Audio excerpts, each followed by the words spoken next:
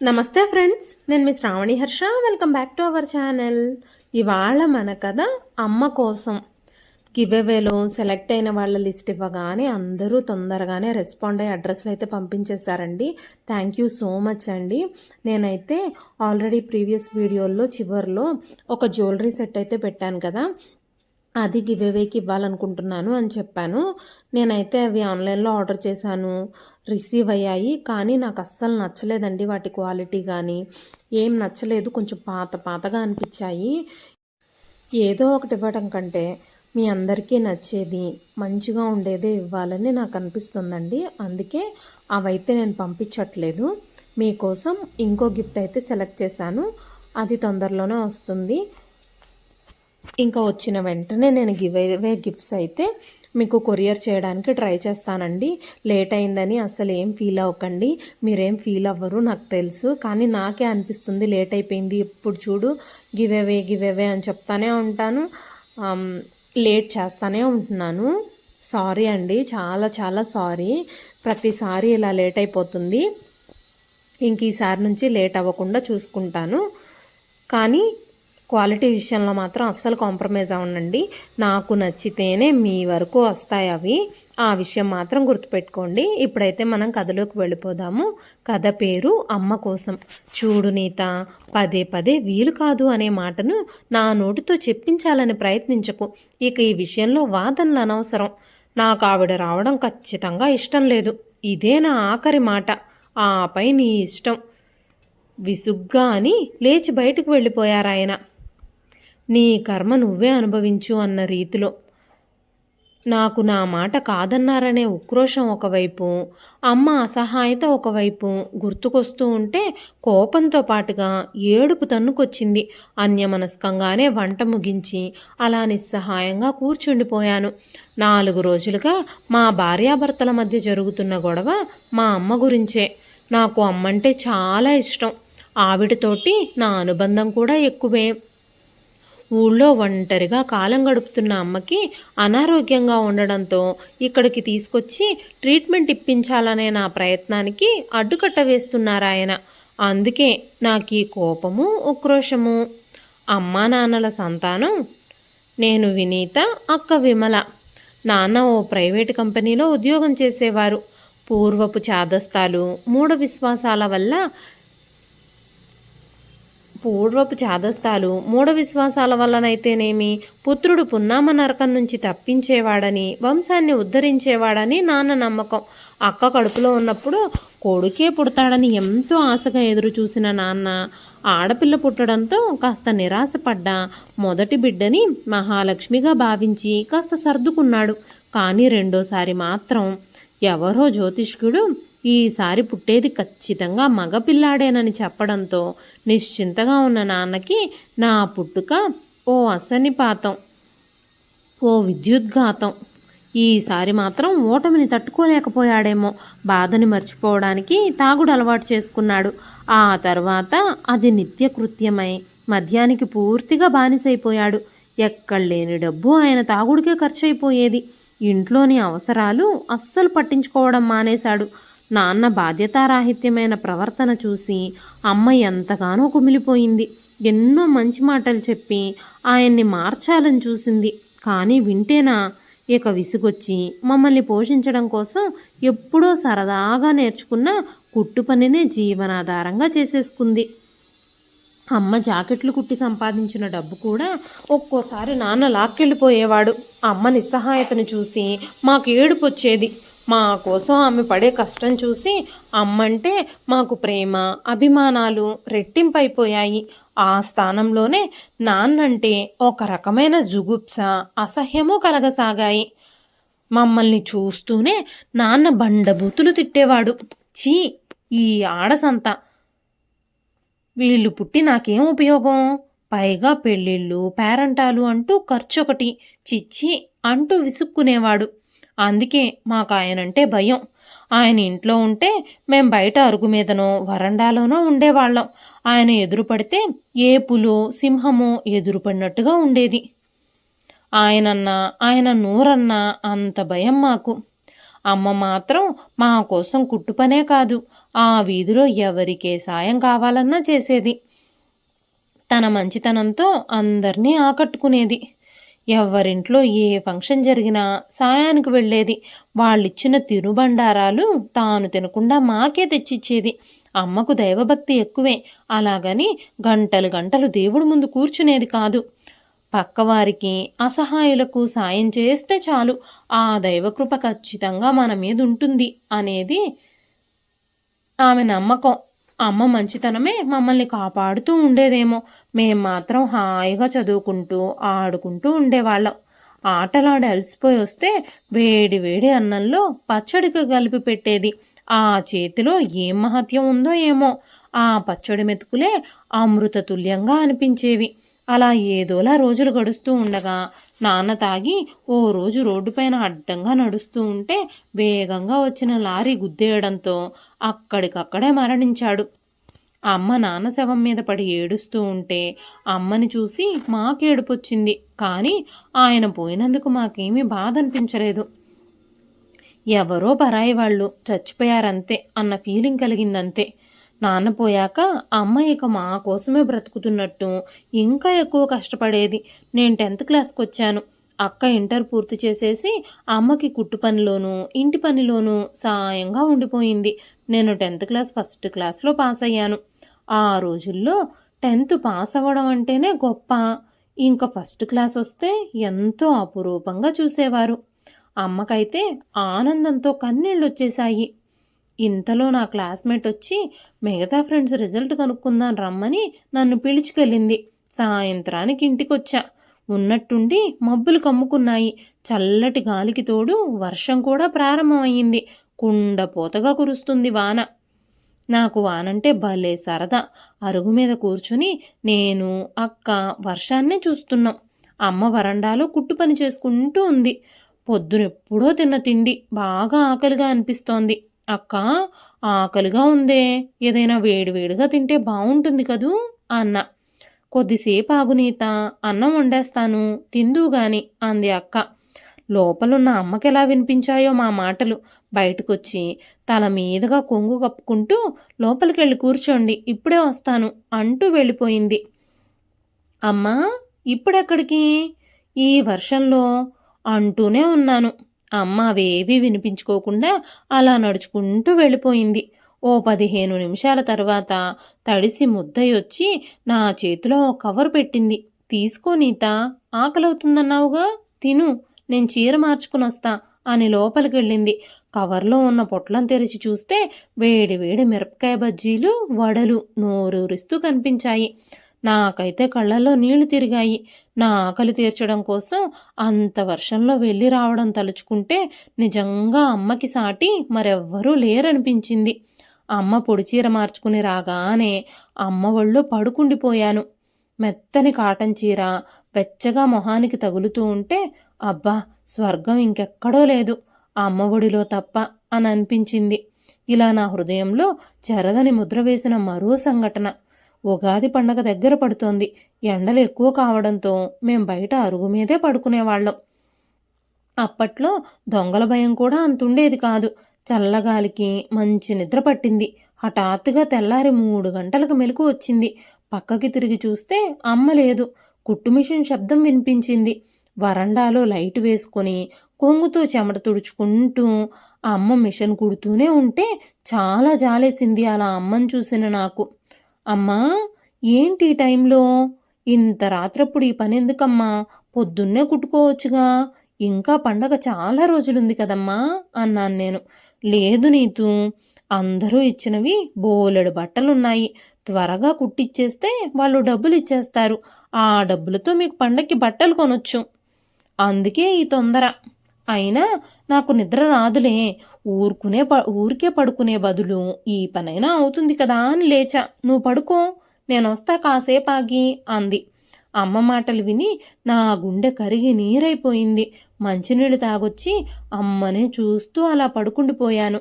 భగవాన్, అమ్మ కష్టాలు ఎప్పుడయ్యా తీరేది అని కనపడిని ఆ దేవుణ్ణి అడిగాను. మనసుని కదిలించే ఇలాంటి సంఘటనలు ఎన్నో జరిగాయి. కానీ పై 2 సంఘటనలు మాత్రం జీవితంలో నేను మరిచిపోలేనివి. నేను మంచి ఉద్యోగం చేసి అమ్మని సుఖపెట్టాలి. ఎట్టి పరిస్థితుల్లోనూ అమ్మ చేతిని వదలకూడదు. ఇన్నాళ్ళు మా కోసం కష్టపడిన అమ్మని ఎలాంటి కష్టమూ కలగకుండా చూసుకోవాలి అని మనసులో శపథం చేసుకున్నా. కానీ అన్నీ మనం అనుకున్నట్టు జరగవని నాకు ఆ నిమిషంలో తెలియలేదు. విమలక్క ఓసారి ఫ్రెండ్ పెళ్ళికి వెళితే అక్కడొక ఆమె అక్క అందం వద్దికా చూసి తన కోడలిగా చేసుకోవాలని ముచ్చటపడింది. ఆమె కొడుకు కూడా ఒప్పుకోవడంతో సంబంధం కుదిరిపోయింది. కట్నంగా 10,000 ఇస్తే చాలన్నారు. అమ్మ ఉన్న పరిస్థితుల్లో అదే ఎక్కువ. ఇరుగు పొరుగు తాలో రకంగా సాయం చేసి ఎలాగోలాగా అక్క పెళ్లి జరిపించేశారు. అమ్మ మంచితనం అలాంటిది. అక్క పెళ్ళయిన తర్వాత నేను అమ్మ మిగిలాం. నేను డిగ్రీతో పాటు టైపు షార్ట్ హ్యాండు పాస్ అయ్యి ఉద్యోగాల వేటలో పడ్డాను. ఓసారి ఓ సెంట్రల్ గవర్నమెంట్ ఆఫీస్లో పిలుపు రావడంతో వెళ్ళాను. Return test typing test pass అయిన తర్వాత ఇంటర్వ్యూకు 5 మిగిలాం. మధ్యాహ్నం ఇంటర్వ్యూ కూడా ముగిసిపోయింది. రిజల్ట్స్ అప్పుడే చెప్తారు అంటే అక్కడే వెయిట్ చేస్తున్నాం. ఓ 10 నిమిషాల్లో ప్యూన్ వచ్చి నోటీస్ బోర్డులో లిస్ట్ అంటించడం చూసి గబగబా వెళ్ళాం ఆ వైపుకి.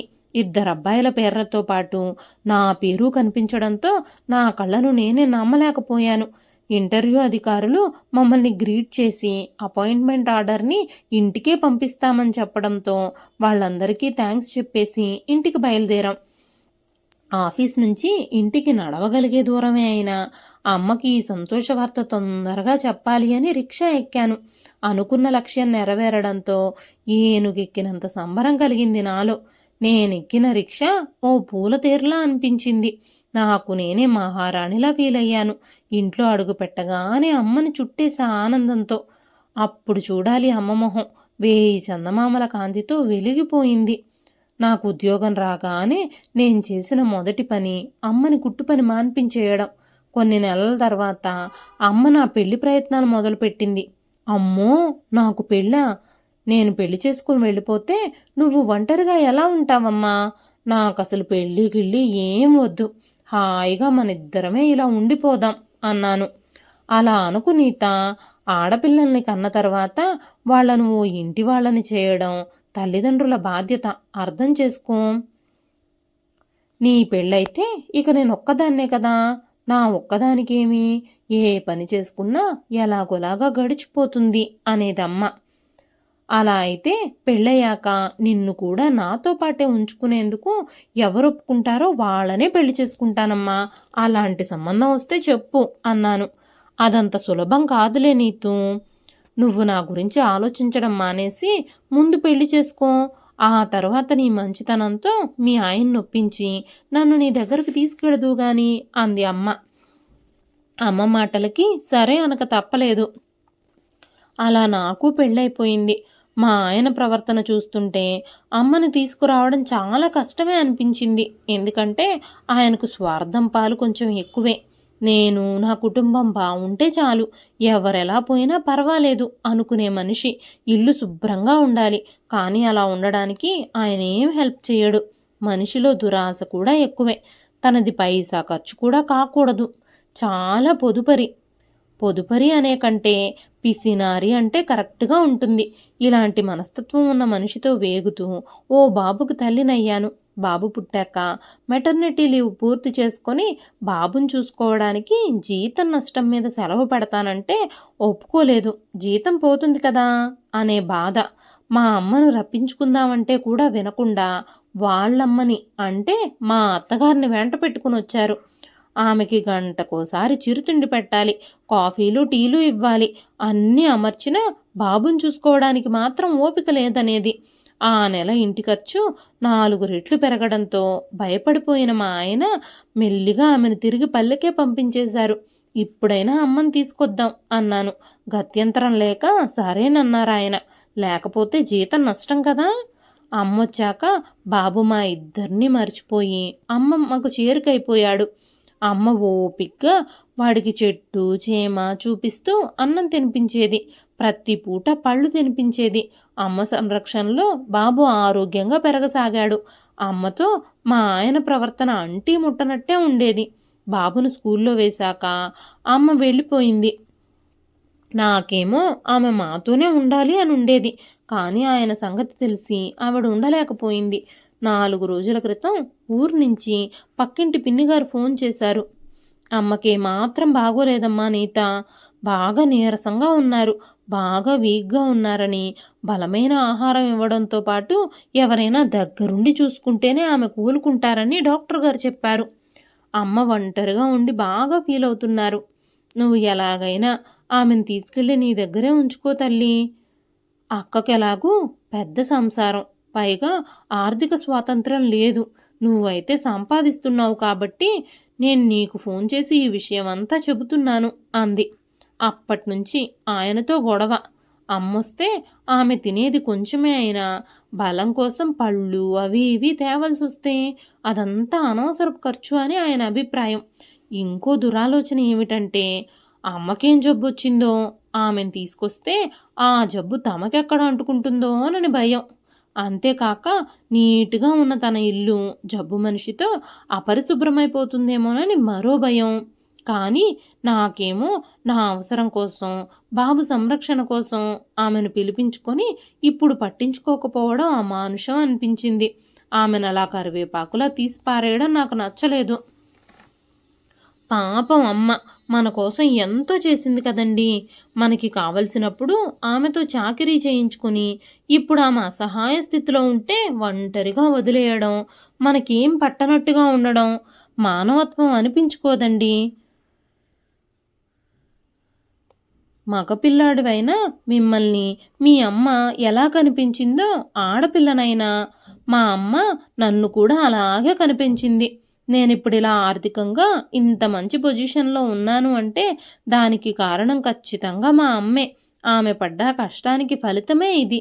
మీకైనా పొలాలు అవి ఇవి ఉన్నాయి కాబట్టి మిమ్మల్ని పెంచడానికి మీ అమ్మ అంత కష్టపడలేదు. కానీ మా ఫీజులు సర్దడానికి మా అమ్మ ఎంత కష్టపడిందో మీకేం తెలుసు? అలాంటి అమ్మకి చేయూత అందిస్తాను అంటే వద్దు అనడానికి మీ మనసెలా ఒప్పింది? అయినా నేనేమీ మీ జీతం అడగడం లేదు కదా! నా సంపాదనతోనే అమ్మకి ఖర్చు పెడతాను అన్నాను. అందుకే ఈ ఉద్యోగస్తుల్ని చేసుకోకూడదు. నా డబ్బు నా ఇష్టం అంటూ మాట్లాడతారు. కట్టుకున్న భర్తని లెక్కే చెయ్యరు. అమ్మట అమ్మ. లోకంలో ఈవిడకొక్కర్తికే ఉంది అమ్మ. ముసల్దాన్ని తెచ్చి ఇంట్లో పెడితే లేనిపోని రోగాలు అంటుకుంటే హాస్పిటల్ చుట్టూ ఎవరు తిరిగి చచ్చేది? ఆయన అలా దారుణంగా మాట్లాడుతూ ఉంటే సహించలేకపోయాను. అవునులేండి, బాబు చిన్నగా ఉన్నప్పుడు ఆమెతో మీకు అవసరం పడింది. ఇప్పుడు మీ అవసరం తీరిపోయింది కనుక ఆమెను వదిలేయాలి. దీన్నే ఏరు దాటాక తెప్ప తగలేసే రకం అంటారు. అదే ఆమె వెనకాల లక్షల ఆస్తే గనక ఉండుంటే మీరీ మాట అనుండేవారా? మీ అంత నిర్దయగా నేను ఉండలేను. 25 ఏళ్లు పెంచి పెద్ద చేసిన అమ్మ కష్టం ఏనాటికి మర్చిపోలేను నేను. అమ్మని నేనెప్పటికీ వదలను. నేనీరోజే అమ్మ దగ్గరకు వెళుతున్నాను. వీలైతే అక్కడ ట్రీట్మెంట్ ఇప్పిస్తాను. లేదంటే ఇక్కడ సిటీలో చూపించుకోమంటే వేరే ఇల్లు తీసుకొని మా అమ్మతో పాటే ఉండి ఆమెను జాగ్రత్తగా చూసుకుంటాను. మనుషుల విలువ వాళ్ళు లేనప్పుడే తెలిసేది. మీ అంత నిర్దాక్షిణ్యంగా ప్రవర్తించడానికి నేను రాక్షసిని కాను. మానవత్వం ఉన్న మనిషిని. ఆడపిల్ల అమ్మని చూసుకోకూడదు అనే రూలేమీ లేదు కదా! తల్లి కోసం కాపురం కూల్చేసుకుంది అని లోకం అనుకున్నా లెక్క చేయను నేను. నాకు మా అమ్మే ముఖ్యం. అంతే. మీ మనసు మారి మీరు నా దారిలోకొస్తే సంతోషంగా ఆహ్వానిస్తాను. బాయ్. ఖచ్చితంగా బల్లగుద్దినట్టుగా చెప్పి ఆత్మవిశ్వాసంతోనూ ఆయన ఏనాటికైనా మారతాడు అనే ఆశావాహ దృక్పథంతోనూ ముందుకడిగేశాను నేను. మనసంతా అమ్మ రూపం నిండిపోగా అమ్మను చూడాలి అన్న ఆతురతతో ఆమెను రక్షించుకోవాలి అనే దృఢ సంకల్పంతో బాబునెత్తుకొని వడివడిగా నడిచాను బస్టాండ్ వైపు. ఇదండి ఈరోజు కథ. ఈ కథ మీకెలా అనిపించింది? కథ పేరు అమ్మ కోసం. ఈ కథని రచించిన వారు హెచ్ విజయలక్ష్మి గారు. కథ నచ్చితే ఒక లైక్ చేయండి. ఈ కథ పైన మీ విలువైన స్పందనని కామెంట్ రూపంలో మాకు తెలియజేయండి. మరెన్నో ఇలాంటి ఇంట్రెస్టింగ్ కథల కోసం మన ఛానల్ని సబ్స్క్రైబ్ చేసుకోండి.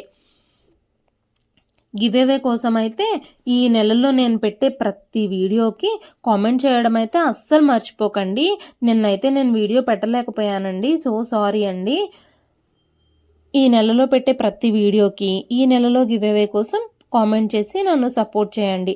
మరొక మంచి కథతో రేపు మళ్ళీ కలుస్తానండి. అంతవరకు సెలవు. ఉంటానండి.